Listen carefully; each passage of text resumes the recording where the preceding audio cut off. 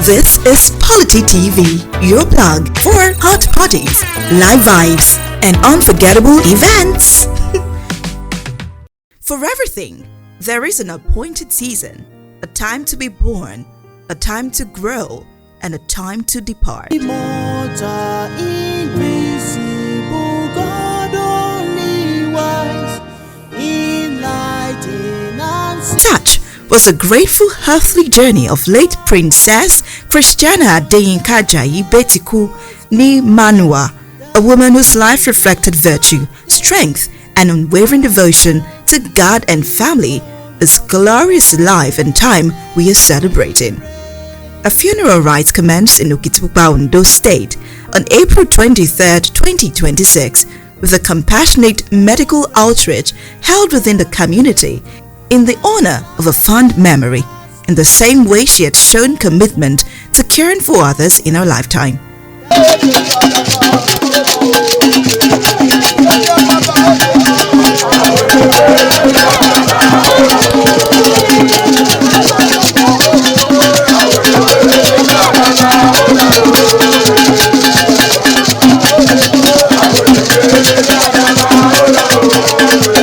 On April 24th, her remains were solemnly taken from the morgue in a dignified ceremony anchored by Vine's Word Funeral International.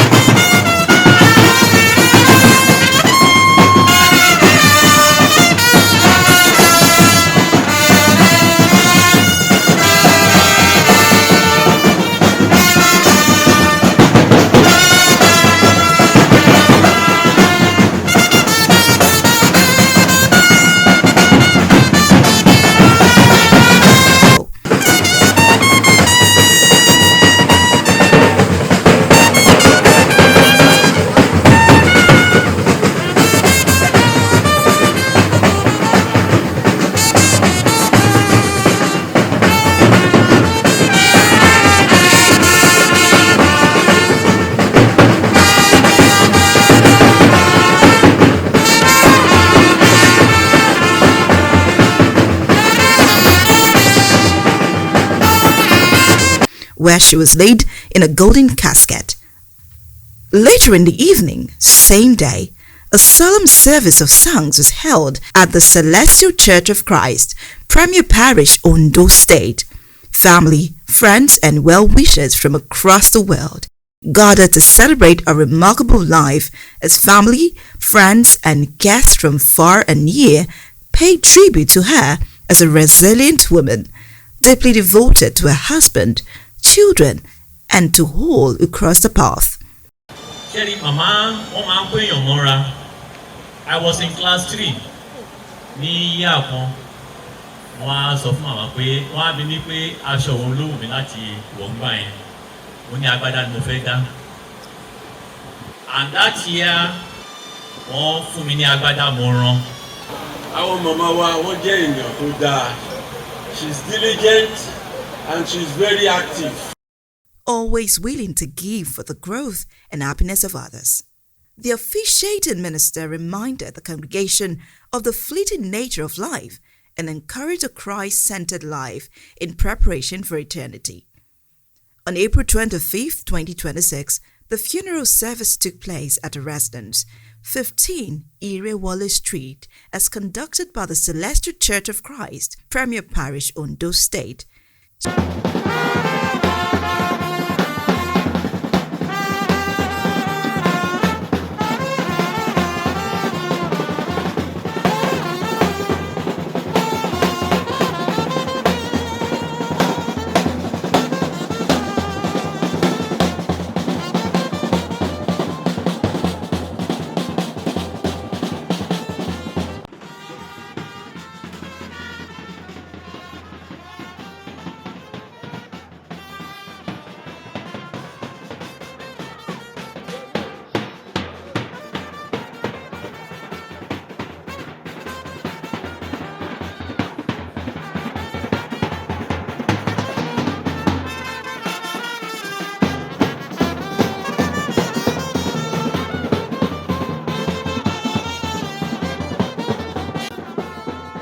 She was later laid to rest at her home, 8 at Joshua Street, Okitipupa in a peaceful and honorable interment.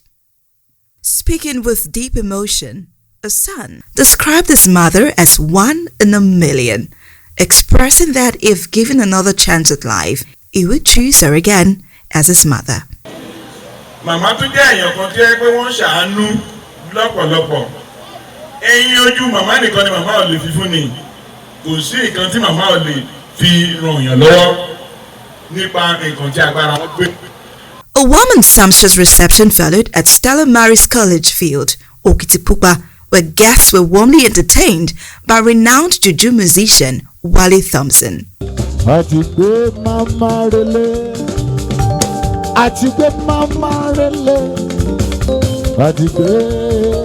atigbe mama rele. Oti ora, eyan rere, oti ora. Ọmọ wọn lẹ́kìtì kété níláwẹ̀. Ìrágbọ́dọ̀ gbà lọ́wọ́ ológbò.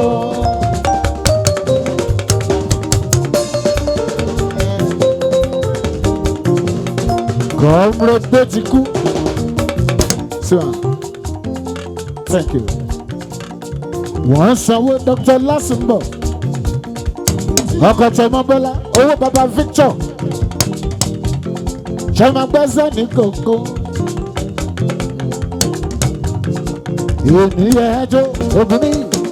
The atmosphere reflected both celebration and gratitude, with abundant food, drinks, and shared memories of a life well lived.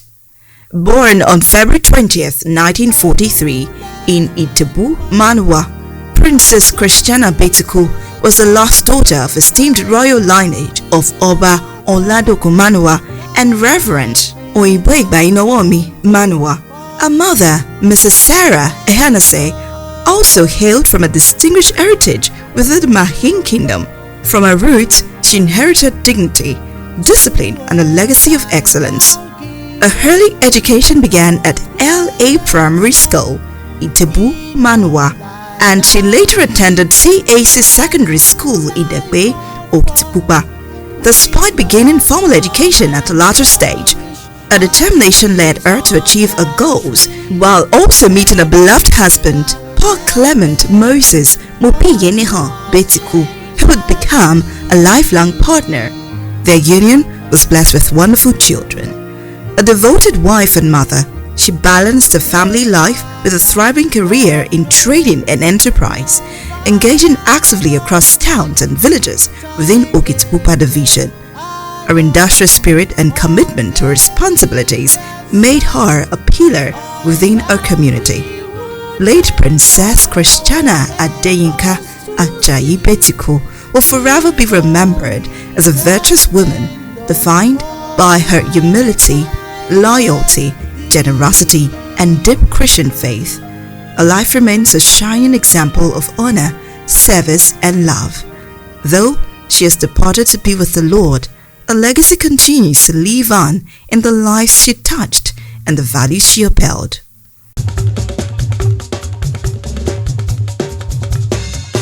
Around the world, Emily ọmọ òde bó ṣe ń dé, Emily ọmọ tó bá náwó ẹrù abẹ́mọ́ ọ̀hún, ó máa ń bọ̀ ó ń bọ̀ ó ń bọ̀ Emily ọmọ ó ń bọ̀ ó ń bọ̀ èèyàn rere ó tú ọ̀rọ̀ èèyàn rere ó ti ọ̀rọ̀ èèyàn rere èèyàn rere ó ti ọ̀rọ̀ èèyàn rere èèyàn rere èèyàn rere ó ti ọ̀rọ̀ ọmọ wọn lẹ́kìtì kété níláwẹ̀ èèyàn rere ó ti ọ̀rọ̀ èèyàn rere ìrágbọ́dọ̀ gbà lọ́wọ́ ológbò.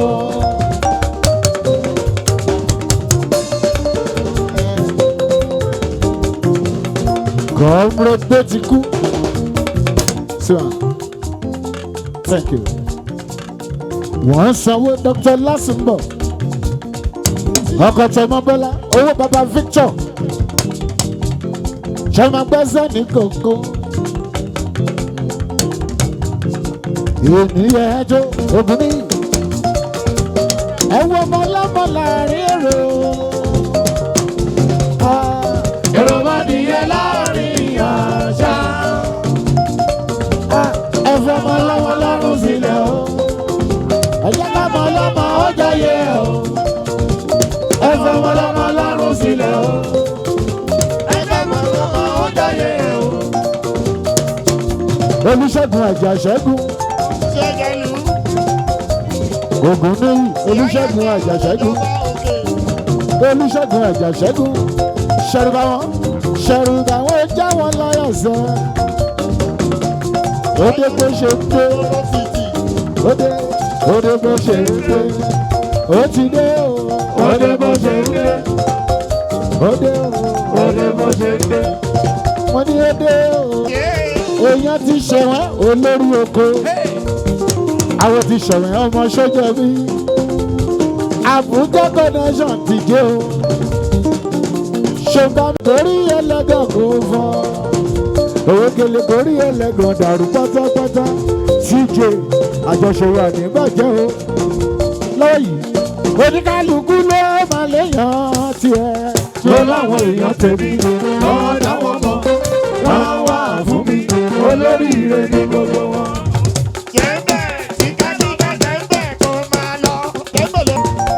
CS Osuwami náà. Aláàánú mi ni. Yàrá dájú wa. Aláàánú mi ni. Ẹ bá yí lù padà fún yàyà o. Aláàánú mi ni. Owó wà kọ́. Aláàánú mi ni. Ọ̀wọ̀ wà. Aláàánú mi ni. Ọ̀wọ̀ wà. Aláàánú mi ni.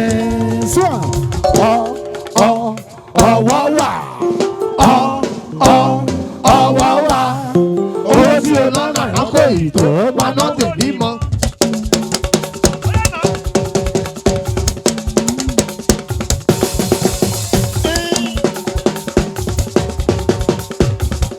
Ọ̀rọ̀ wà lóní gbóhùn sókè kí n tún máa wí pé wọ́n ní Ọlọ́run gbà mí ọwọ́ wà. Bàràbà báwa ọ̀run hallelujah ayọ̀wọ̀dọ̀ àwọn akẹ́lí tọrú dọ̀ láti bùkún wá fún wa káyọ̀ wà lè báwa dópin. Ó dáná mo ní mímọ́ mi mọ́ mímọ́ mi mọ́ ọwọ́ mímọ́ mi mọ́ ọ̀pọ̀ àwọn áńgẹ́lì.